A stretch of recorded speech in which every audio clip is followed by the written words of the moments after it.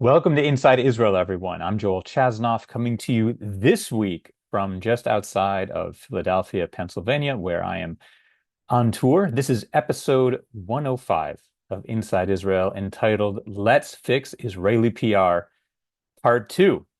And the reason there's a part 2 is because you guys sent me so many ideas that I had to expand last week's episode. As you may recall, about 2 weeks ago, I asked you to go ahead and email me some ideas that you had for how to fix Israel's image around the world.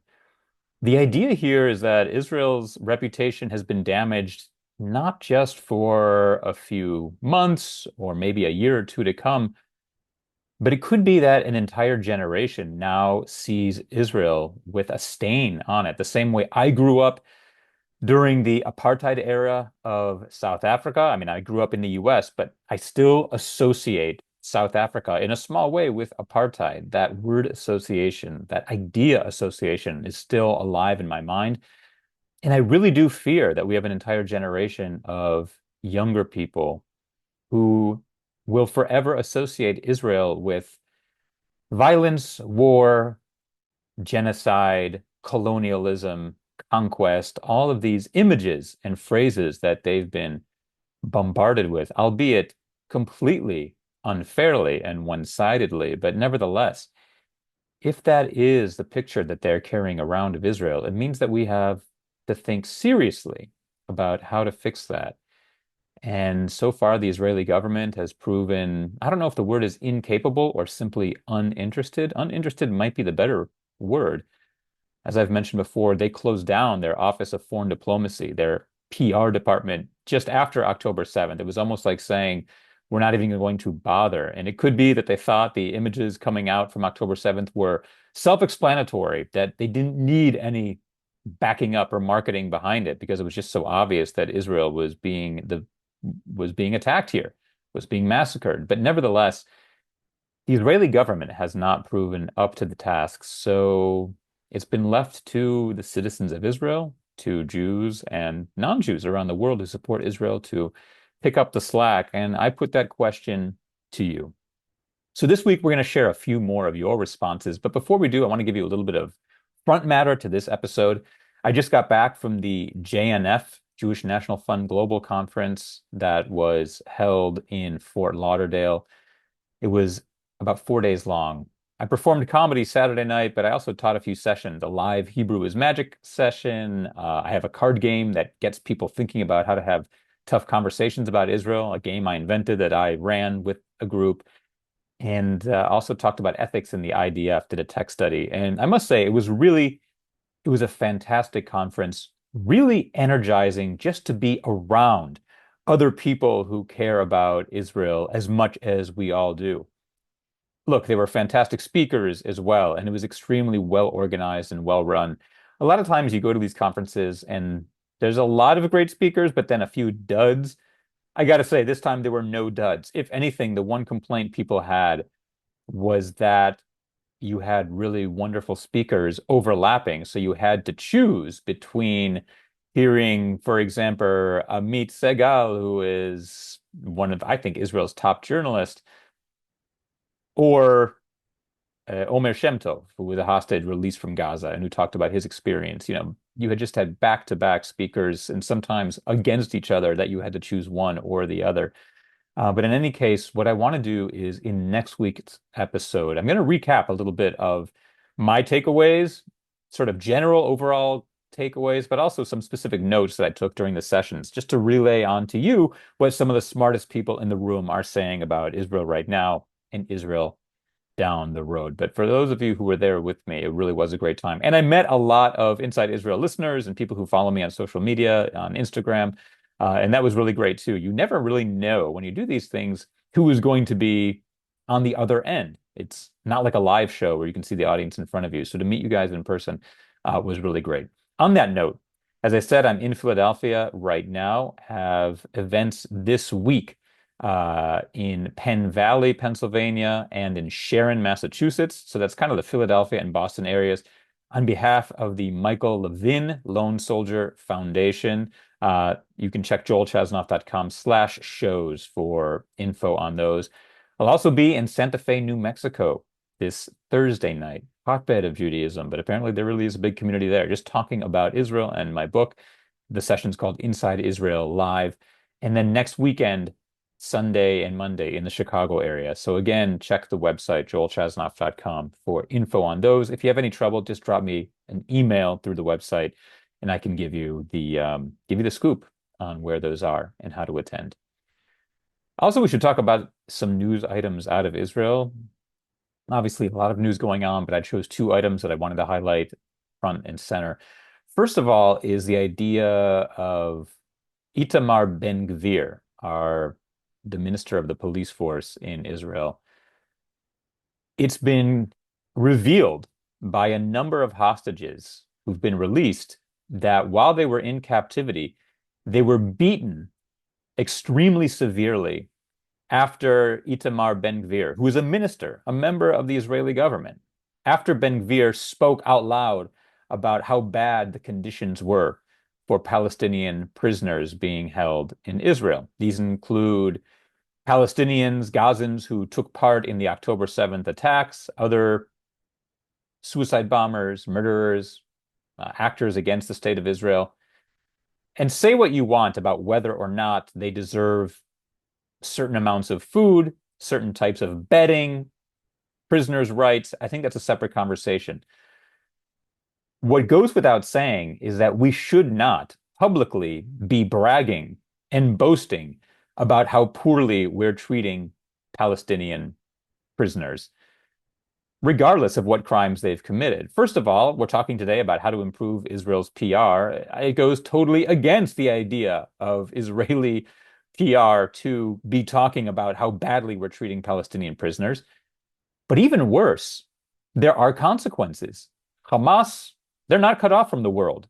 They see television, they listen to the radio, they have access to the internet most of the time. When Ben-Gvir talks about how badly prisoners are being held, the conditions in Israel, Hamas takes out their anger. They enact their revenge they were doing this on the Israeli Jewish hostages who were being held in Gaza. And I should add that this isn't a new revelation that's coming out now.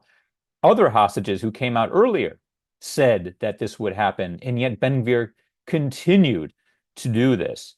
He's completely unrestrained.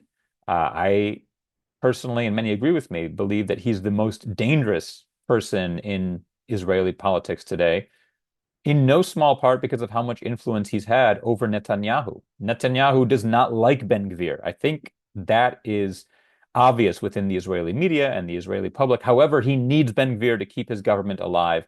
And so Ben-Gvir is like a spoiled child who can do whatever he wants and who has no regard for the well-being of the Israelis who would have to suffer the consequences. By the way, it's worth noting that Ben-Gvir did not serve in the army himself, nor do his kids. He was not taken by the army. They thought he was too radical, too violent, too much of a risk. They didn't want to give him a weapon.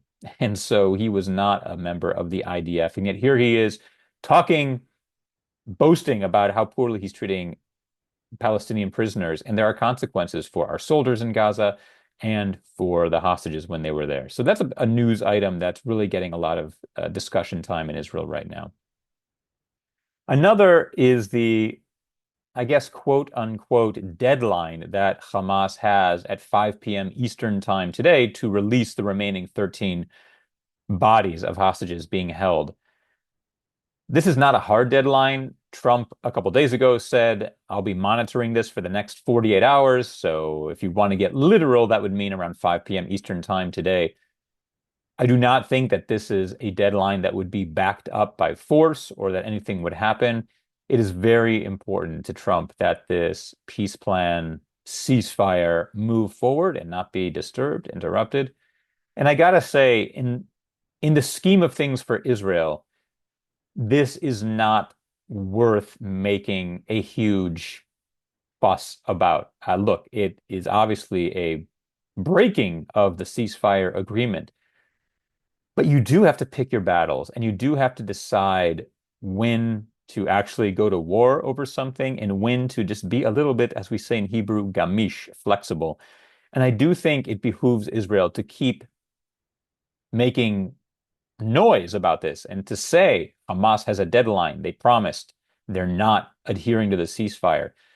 But for Israel to start attacking, bombing, etc., I think it would collapse a ceasefire that in the long run really can help Israel. I'm not saying this should go on forever, but we need to keep tightening the noose and putting pressure on, but without actually attacking just yet. It really is a game, somewhat of a prisoner's dilemma at this point. We need to keep the pressure on, but not blow up the whole thing. But that is being talked about in Israel right now. One other just side note, I'm traveling in the US, and when I relax after the travels, the sessions, the shows, etc., of course I watch sports on TV. It's one thing I miss from living in Israel. And man, I just couldn't help but notice the onslaught of Christmas commercials that are hitting the airwaves right now. And I'm not saying that Israelis are not uh, a commercialized society, that they don't want products and things, but it really struck me, I guess, after everything Israel has been going through and over the past 2 years, the ideas that we've been attached to, getting the hostages released, keeping our soldiers safe, sadly, going to funerals and shiva calls, everything we've been dealing with, rebuilding ourselves, our psyche, our PTSD.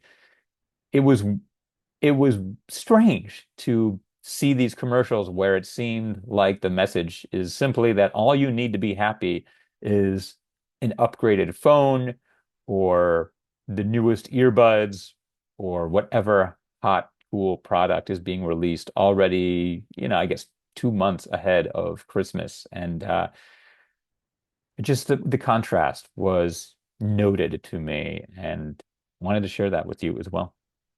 All right, and now we're going to move on to the main topic of this episode. Ideas for fixing Israeli PR. And I want to note that I'm going to try to poke holes in these arguments. You guys have some really great ideas about how to fix Israeli PR, but I think part of my job is to also be the devil's advocate here. And as great as these ideas might be, to also show where the holes could be as well. So, idea number one, and again, we're keeping these anonymous. I'm not saying who sent these in, where they live, or anything like that. So, the first idea. What about trips for American high schoolers to do internships in Israel? Get the best of both worlds. Perhaps Birthright could have an internship component. Teens could spend time in the arts, high tech, agriculture, etc. This is a great idea because it addresses one of the biggest obstacles to getting teens to Israel right now, which is the whole frenzy of getting into college. When I was a kid, 17 years old, getting into college was mostly a matter of good grades, one or two strong recommendations from teachers, and your SATs. But now there really is this whole other component, which is what are you doing outside of school? Are you going to Costa Rica to build a community center for impoverished Costa Ricans? Are you doing an internship at a movie studio or at a bank or a nonprofit in some major city? And the idea of taking off 5.5, 6 weeks from your summer to go on a teen tour instead of getting ahead, it's a big problem, especially among Jewish parents, because they want their kids to succeed. And this idea right here, I think, I think it would be a really good one. I think it would get kids to Israel, but also get them that credit they need for their resume, in order to look good in that competition for college. What might the hole be? Well, the fact that you did your trip in Israel and your internship in Israel. A lot of these colleges, no doubt, the admissions committees probably have an internal bias against Israel. They might not even know it, but that would be maybe the one drawback I could see, that that stain, as I mentioned before, of Israel at all is that where you'd want to do your internship. But overall, I think this is a great idea and addresses two big issues, which is getting teens to Israel and still getting them the credit they need to feel competitive. Okay, idea number two. The shlichim sent to our federation have been excellent, but they're not reaching enough people. Most Americans don't hear from other Israeli leaders in business, politics, or the arts. All we see are spokespeople and politicians. We need to hear from regular people. They need to speak out and tell their stories and share their marvelous accomplishments. So that word shlichim, that's Hebrew for messengers, these are the Israelis who go to day schools, summer camps, communities. They'll often live in that community for 1 to 3 years. And as this person remarked, the shlichim sent to this person's community, they've been great, but they're just not reaching enough people. And this is definitely an area where we need more investment, getting more Israelis to interact with Americans and sending them here. I've said for a long time that as much as we love Birthright, we need a reverse Birthright where Israelis go to the US, to Canada, to Australia, funded by the Israeli government or the Jewish community in the US in partnership with the Israeli government. The idea is to bring Israelis to Jewish, Canadian, Australian, UK, etc. communities instead of waiting for Jews to go there. And by the way, these Israelis can reach non-Jews as well.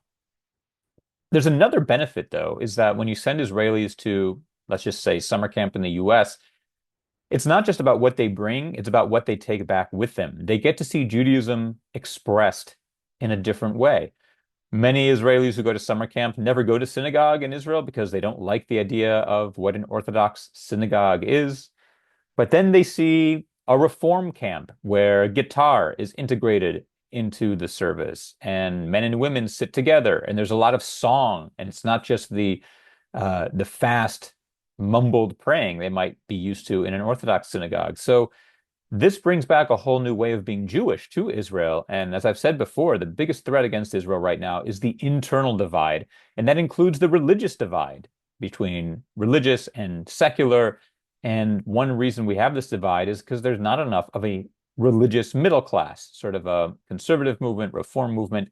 I would love to see a growing reform, conservative, traditional movement in Israel. And one way to make Israel stronger is to have more Israeli Jews who adhere to those movements. So sending them to the US, to camps specifically, but really to communities in general, is a great way to build Israel up and get word of Israel out to communities there. Number 3, spread the word about Eli Sharabi's book, Hostage. Eli Sharabi was a hostage held in Gaza, lost several family members on October 7th, wrote an incredible book called Hostage, and getting more people to read the book, definitely. I guess my one concern here is that how do we get it into the hands of people who wouldn't ordinarily read it? You know, we don't want it to just be preaching to the choir. How do we get it into the hands of people who could actually be swayed? I would not try to get it into the hands of the firm anti-Israel haters. I mean, sure, you could try, but I just think it would be a wasted effort. What we're looking for are the people who have no opinion or who are waffling or kind of on the fence. That's where we're going to make a dent. Look, the other hole here is it's a book, and books are harder to digest than Instagram videos or a video series or something shorter. But I haven't read it yet, but I've heard it is an amazing, moving, honest book. If you haven't read it, I do recommend, and certainly getting that into more people's hands would be a good thing for Israel, just to broaden the knowledge base. The fourth idea we're going to share, sort of a long one. Like I said before, the only way Israel can get good PR is if they can explain how the killing of all the children and Palestinian civilians who might not be Hamas is not genocide. This is an uphill battle. Just now, while watching CBS Sunday Morning, they showed a popular children's TV star whom I'd never heard of. Her name is Miss Rachel, who danced with a child with one leg as a result of Israeli bombing. When I watched that, sure, I was moved, but I was also really angry, thinking, what about the children killed in front of their parents on October 7th? But the public looks at the number of people killed in Gaza and the constant onslaught of photos, videos, including firsthand reports from doctors from their own particular countries who reported back on the starvation and killing in Gaza. So this is less of an idea, but more of just a thought. And it is very true. In many ways, I agree that when we're talking about PR, the only way we can do it is to make clear that the number of deaths in Gaza over the past 2 years was not genocide. Typically, the way we try to do this is by saying look at the numbers. The Israeli population of Israel is growing. If we were truly, sorry, we say look at the numbers, look at the Arab population of Israel. It's growing. If we were truly a genocidal people, then the number of Arabs would be shrinking within Israel's borders. If we were truly genocidal, we would bomb from the air. We wouldn't send our ground troops in. The issue here is that it doesn't address the fact that tens of thousands of Gazans were killed. Now, yes, many of those Gazans, maybe the majority, were members of Hamas, terrorists. And let's not sugarcoat it and call it anything else. They were terrorists. But it's undeniable that a number of women and children were killed as well, who were not in Hamas. How do we make clear that this was not genocide? It's a very hard argument to make because it requires explaining what international law says. International law does say that if your enemy is using a hospital as a base of operations, you are allowed to bomb it. International law says that during warfare, if you have a high-profile target, that killing him would save lives on your side. Even if it leads to collateral damage, you are allowed to kill this target. And this has happened over and over with Hamas. They've used schools as their bases of operations. We've had the chance to kill their leaders, and so we take them out. But there is collateral damage on the side. So I agree with this person wholeheartedly, but the real question is, how do we make this argument without having to be so nuanced, without having to be so textbook and so deep? If we made a 20-second Instagram video about it, would people pay attention? Do we need spokespeople to mention this when they're on American TV? How do we get journalists from the New York Times, MSNBC, NPR, and other places that are clearly slanted against Israel?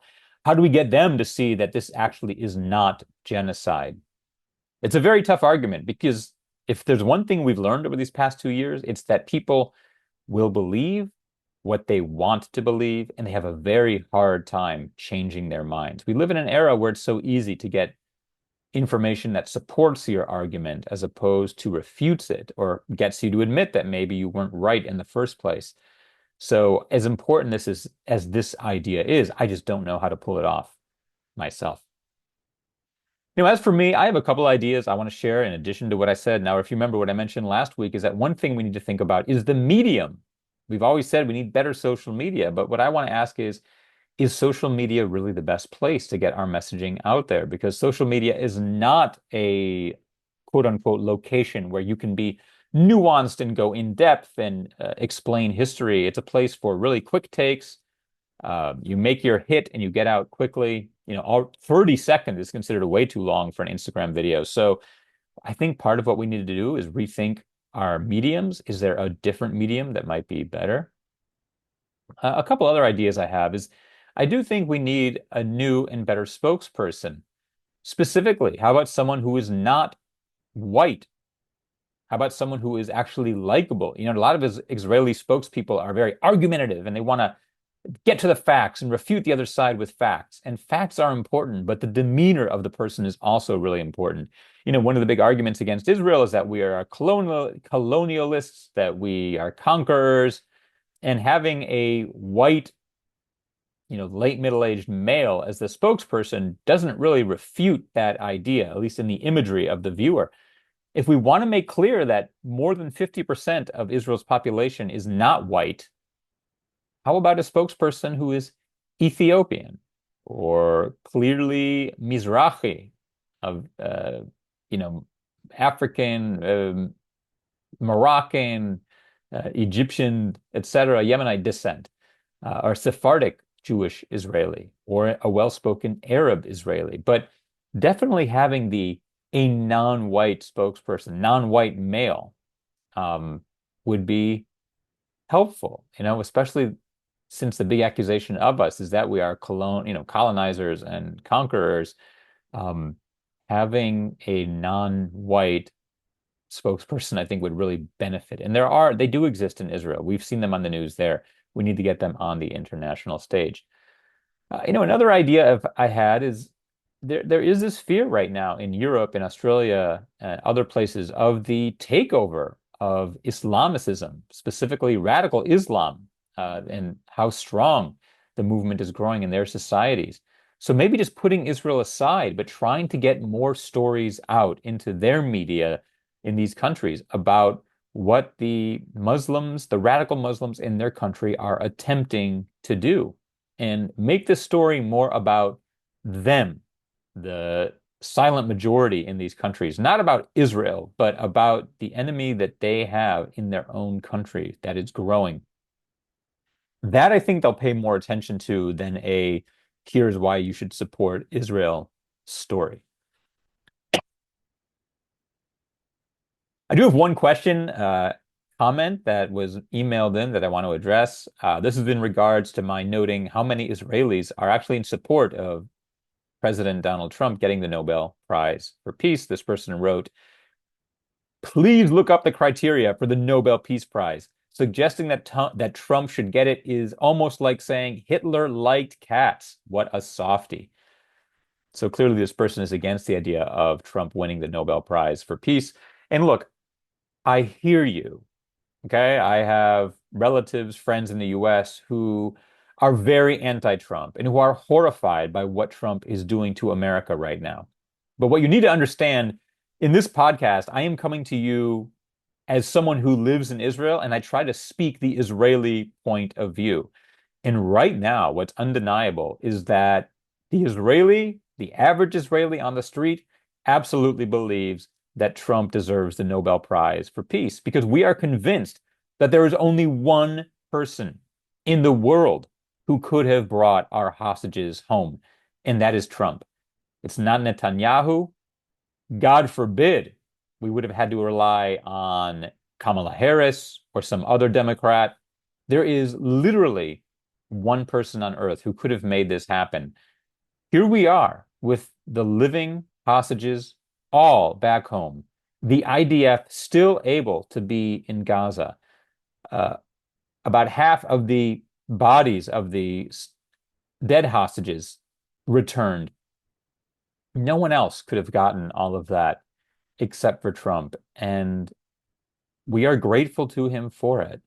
And that is why Israelis are so vehemently in favor of Trump winning the Nobel Peace Prize.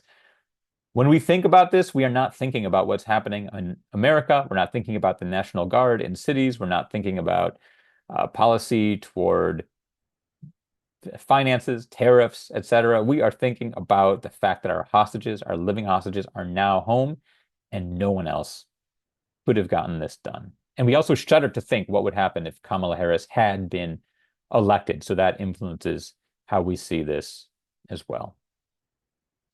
That's it for today's episode of Inside Israel. Our next live broadcast will happen again on a Monday, next Monday at 12 p.m. That's 12 noon Eastern time.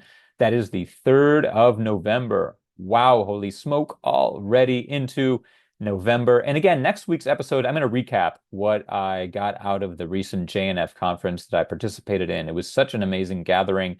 And I want to share some of the knowledge and tidbits I was able to pick up along the way, as well as some more macro global thoughts. So live broadcast 12 noon, November 3rd. If you need the link, sign up for my newsletter, Hebrew is Magic. You can do that at joelchasnoff.com down in the footer. Continue to send your questions to me through the website or to joel@joelchasnoff.com. Love your feedback. Love your questions. I'm on social media as well, Instagram @joelchasnoff with mostly comedic stuff happening there. Until next week, thank you so much for joining, everyone, and lehitraot.